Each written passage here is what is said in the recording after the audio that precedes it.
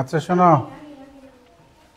6 নম্বর সমস্যাটা, 6 নম্বর সমস্যাটা পড়ো তো, বেলাল পড়ো তো একটু জোরে জোরে। চিত্রে একটি চতুর্ভুজাকার মাঠের একটি কোণ 30 মিটার এবং অপর দুইটির কোণ থেকে কোণের দূরত্ব 15 মিটার এবং 22.5 মিটার। চতুর্ভুজাকার ক্ষেত্রফল নির্ণয় করো।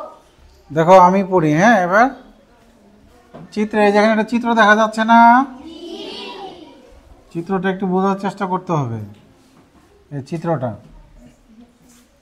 চিত্রে একটি চতুর্ভুজাকার মাঠের, এটা একটা মাঠ, হ্যাঁ, কর্ণ 30 মিটার। এই যে এটা হলো কর্ণ, এটা কি কর্ণ, এবং অপর দুইটি কোণ থেকে কর্ণের দূরত্ব 15 মিটার।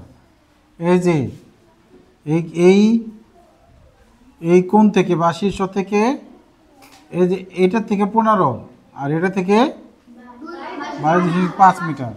চতুর্ভুজাকার ক্ষেত্রফল নির্ণয় করো। এখন তোমাদের মাঝে প্রশ্ন, তোমরা কি কেউ চতুর্ভুজের ক্ষেত্রফল নির্ণয় সূত্র পারো? চতুর্ভুজের ক্ষেত্রফল নির্ণয় সূত্র কি? কে বলছে সূত্র নাই? সামের জন্য একটা হাততালি দাও। মুখ খুলতে হবে, হ্যাঁ। যে একজনের মুখ খোলার অভ্যাস হয়েছে। চতুর্ভুজের ক্ষেত্রফল নির্ণয়ের সূত্র নেই। বর্গের ক্ষেত্রফল নির্ণয়ের সূত্র আছে, বাহু গুণ বাহু। ত্রিভুজের ক্ষেত্রফল নির্ণয়ের সূত্র আছে, আয়তের আছে, সামান্তরিকের আছে, ট্রাপেজিয়ামের ক্ষেত্রফল নির্ণয়ের সূত্র আছে, কিন্তু চতুর্ভুজের ক্ষেত্রফল নির্ণয়ের সূত্র নাই। তাহলে কি চতুর্ভুজের ক্ষেত্রফল নির্ণয় বন্ধ থাকবে? উপায় কি?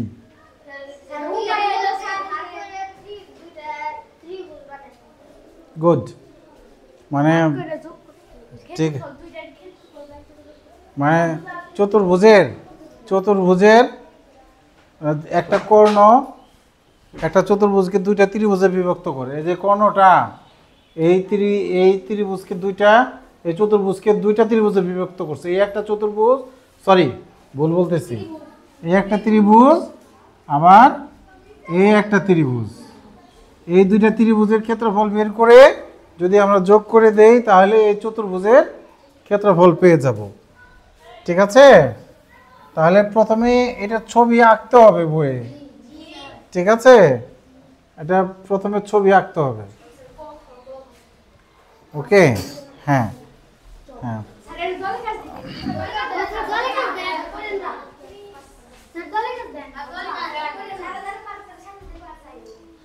আচ্ছা ঠিক আছে, আমি বুঝিয়ে দিই, তারপরে দলে কাজ দেবো। হ্যাঁ, প্র্যাকটিস দেবো দলে কাজ। ঠিক আছে? দেখো, প্রথমে আমরা কি করব, এই চতুর্ভুজটা আঁকবো। আমি কলমটা বের করে নেই।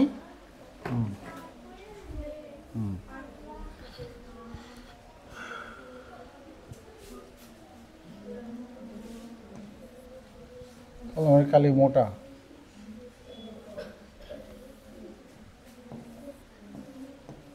তাহলে অনু কত? এটা অনুশীলনী খ। কত নম্বর? 6 নম্বর। প্রথমে আমরা কি করব? হ্যাঁ, ছবি আঁকবো। তাহলে চতুর্ভুজটা আমরা এঁকে ফেলি।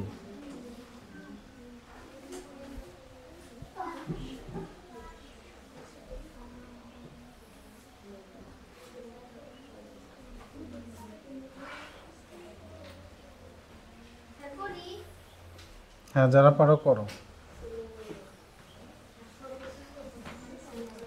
এ হলো চতুর্ভুজ। ঠিক আছে? চতুর্ভুজের এই কর্ণটা দেয়া আছে, আর এটা থেকে লম্ব, আর এটা থেকে লম্ব দেয়া আছে।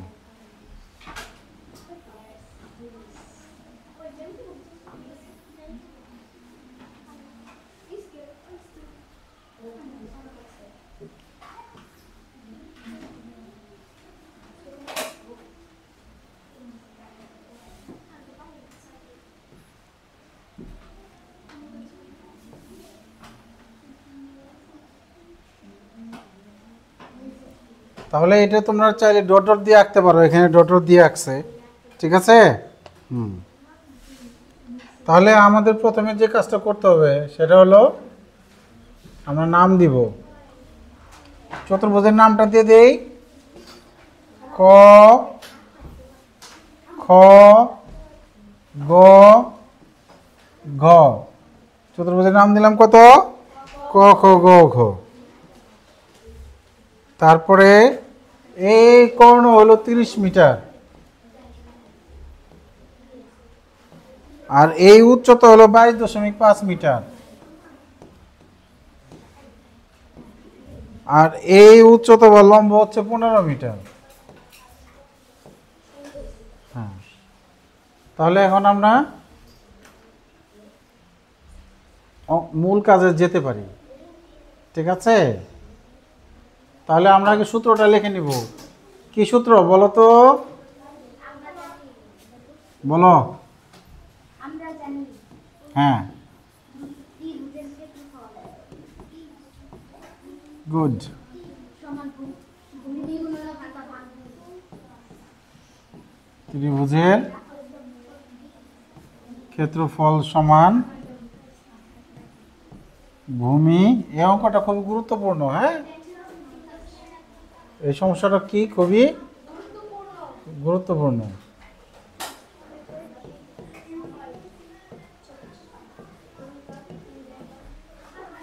চাইলে এখানে আমরা একটা ব্র্যাকেট দিতে পারি। এখন তাহলে ক খ ঘ,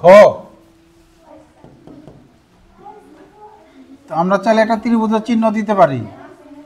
ত্রিভুজ, এই চিহ্নটা কি? এই চিহ্নটাকে আমরা কি পড়ি? ত্রিভুজ। ক খ ঘ, ত্রিভুজ লিখে দিলেও হবে, চিহ্ন দিলেও হবে। হ্যাঁ, জেনে রাখো ত্রিভুজ ক খ ঘ এর ক্ষেত্রফল। তাহলে কি হবে?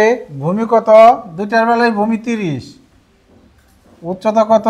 22.5 ভাগ 2।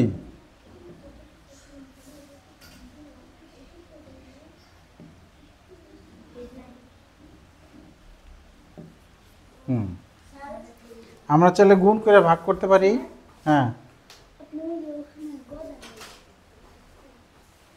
ব্র্যাকেট কই? এসে আমাকে একটু দেখাও তো, বুঝতেছি না তোমার কথা। ব্র্যাকেট দিলে হবে না দিলে? ও আচ্ছা আচ্ছা, এই যে ত্রিভুজের নাম ক খ ঘ, এখানে গ হবে না। হ্যাঁ, ঠিক আছে। ও একটা জিনিস বলেছে যে যে ত্রিভুজ ক খ ঘ লিখছি, গটা লিখি নাই। গ লিখলে তো চতুর্ভুজ হয়ে গেল, ত্রিভুজ হলো না। আমরা এই ত্রিভুজের ক্ষেত্রে, এই ত্রিভুজের নাম কি? ক খ ঘ।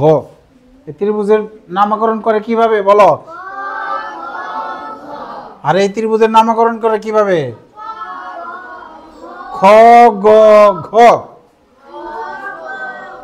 বলো, খ গ ঘ। আর এই চতুর্ভুজের নামকরণ করে কিভাবে? ক খ গ ঘ। হ্যাঁ, যাকে ও একটা কিছু বলেছে বলে ও শিখতে পারলো। তাহলে আমরা গুণ করে দেই, গুণ করে ভাগ করি, ঠিক আছে। 3 5 15 5, হাতে আছে 1, 3 2 গুণে 6 আর 1 7, 3 2 গুণে 6, শূন্য বাদ রেখে গুণ করছিলাম, শূন্য দিলাম। দশমিকের পরে এক অঙ্ক আছে, তাহলে এক অঙ্ক আগে দশমিক দিলাম, ভাগ 2। এখন যদি এটাকে ভাগ করি, 3 2 গুণে 6, 3 2 গুণে 6 1, 7 থেকে 6 বিয়োগ করলে 1 15, 7 2 গুণে 14, বিয়োগ করলে 15 থেকে 14 বিয়োগ করলে 1। তাহলে ভাগ শেষ না রেখে আমি দশমিকই করে দিব। তাহলে শূন্য দিলাম, তাহলে দশমিক দিলাম। মুখে মুখে ভাগ করার অভ্যাস করো, ঠিক আছে। তোমরা যারা মুখে মুখে ভাগ করতে পারবে তারা হলো এক্সপার্ট, যারা পারবে না ভাগ করতে হবে। হ্যাঁ, দশমিকের ভাগ করা হয়েছে না? তাহলে এই ক্ষেত্রফল কি হবে? বর্গ মিটার। কি হবে? বর্গ মিটার লিখে দিবা, বাদ জানো না যায়। বর্গ মিটার, বর্গ মিটার। ঠিক আছে? তাহলে সেম কাজ পরেরটাও করতে হবে। একবার টের করেন না। খ গ ঘ কি হবে? হ্যাঁ, তাহলে আমরা লিখব ত্রিভুজ খ গ ঘ, খ গ ঘ এর ক্ষেত্রফল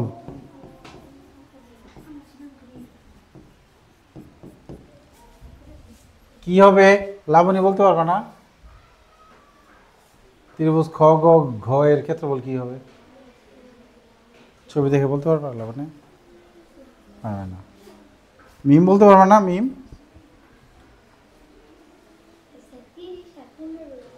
মানে হয়েছে কি, আমি আর একটু বুঝাই বলি। এই যে এটা না, উভয় ত্রিভুজের ভূমি, এটা এটা কত দেওয়া আছে? 30। ভূমি কত দেওয়া আছে? 30 মিটার। আর এটা হলো উচ্চতা, উচ্চতা কত দেওয়া আছে? 30 আর 15 গুণ হবে। এর আগে হয়েছিল 30 আর হলো 22.5, এবার 30 আর 15 গুণ, তারপরে ভাগ 2। হ্যাঁ, বসো। ঠিক আছে, তাহলে আমরা লিখে ফেলি ভূমি গুণন উচ্চতা ভাগ 2 বর্গমিটার।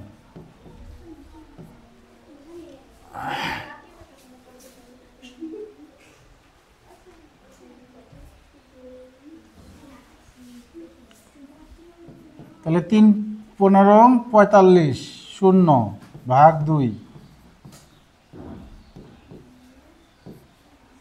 হুম হুম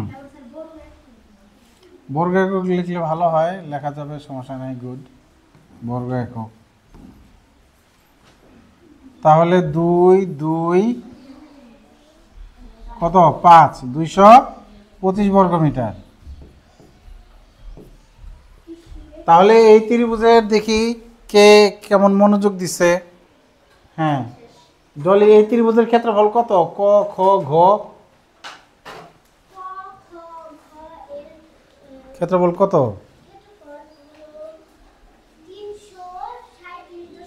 5 বর্গমিটার। আর এই খ গ ঘ, এই খ গ ঘ এর ক্ষেত্রফল কত তানভীর? হ্যাঁ, গুড।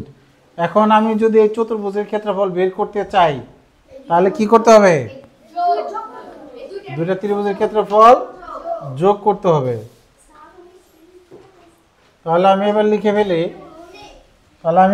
ফেলি চতুর্ভুজ। এই চতুর্ভুজ হলো মাঠ, চতুর্ভুজাকার মাঠের ক্ষেত্রফল লিখে ফেলি একবারে। চতুর্ভুজাকার ক্ষেত্রের ক্ষেত্রফল বা মাঠের ক্ষেত্রফল একবারে সেটা লিখে ফেলি। হ্যাঁ, চতুর্ভুজাকার ক্ষেত্রের, চতুর্ভুজাকার ক্ষেত্রের ক খ গ ঘ, নামও দিয়ে দিই, নাম দিলে আরো ভালো হয়। ক খ গ ঘ, এখানে কিন্তু কমা দেওয়া যাবে না। ক খ গ ঘ চতুর্ভুজাকার ক্ষেত্রের ক্ষেত্রফল।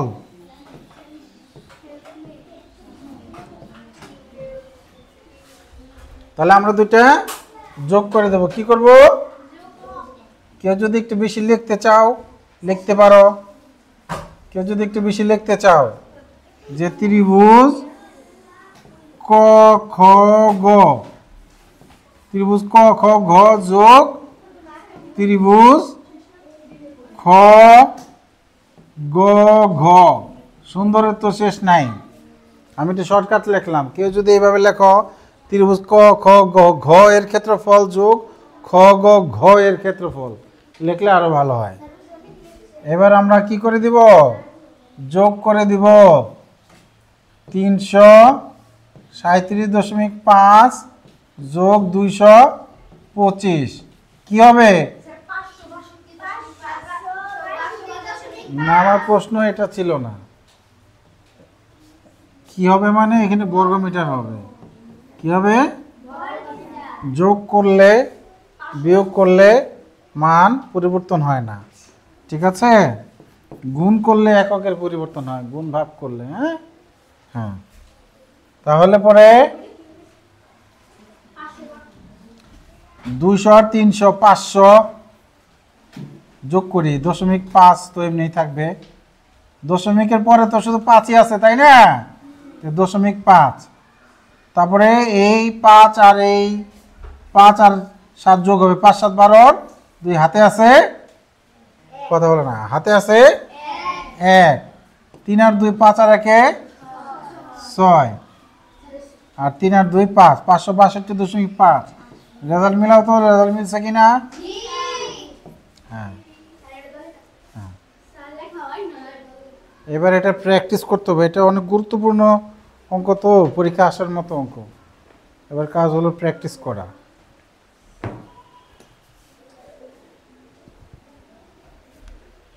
তাহলে কেউ একজন একটু বলো কিভাবে করতে হবে এটা, সামিয়া বলো একটু। না, কিভাবে করতে হবে সেটা আমি এভাবে বলতে হবে যে প্রথমে চিত্রটা আঁকবো, চিত্রটা আঁকে চতুর্ভুজে একটা নাম দেবো, ক খ গ ঘ, ঠিক আছে? তারপরে লিখবো, আমরা জানি ত্রিভুজের ক্ষেত্রফল, হ্যাঁ 2, সূত্রটা লিখে নিলাম। তারপরে প্রথম এই ত্রিভুজটার নাম লিখবো, ক খ ঘ ত্রিভুজের ক্ষেত্রফল। তারপরে খ গ ঘ ত্রিভুজের ক্ষেত্রফল। তারপরে ক খ গ ঘ চতুর্ভুজাকার ক্ষেত্রের ক্ষেত্রফল সমান ত্রিভুজ ক খ ঘ যোগ ত্রিভুজ ঘ, যোগ করে দিলে, এটা এইভাবে করলে একটু বেশি লেখালেখি মনে হতে পারে কারো কাছে, কিন্তু কম লেখলে আবার কেউ কেউ মার্কস কমায় দিতে পারে, সমস্যা আছে। হ্যাঁ, আমি কমও লিখি নেই, বেশিও লিখি নেই, ঠিক আছে? এখন প্র্যাকটিস করতে হবে।